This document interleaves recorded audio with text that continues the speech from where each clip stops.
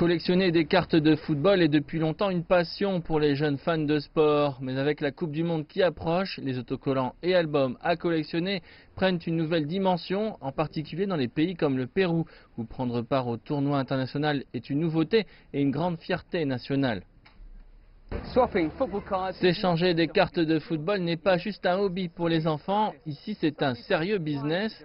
Certains répondent à la demande pour ces autocollants tant convoités en les revendant, d'autres ici se les échangent. Dans tous les cas, tout le monde souhaite remplir son album avant que la Coupe du Monde commence. Tous les après-midi, une fièvre footballistique s'empare des parcs comme celui-là. Pour les fans comme l'étudiant Juan Carlos, c'est un moyen d'avoir un petit revenu supplémentaire. Tout a commencé en collectionnant les autocollants. Ensuite, j'ai rempli l'album et réalisé qu'il y avait un business à faire.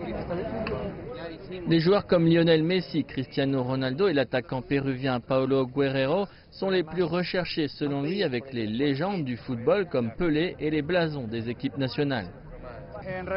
Les gens collectionnent les autocollants depuis la dernière Coupe du Monde en 2014. Mais cette fois, il y en a plus, car le Pérou est à la Coupe du Monde.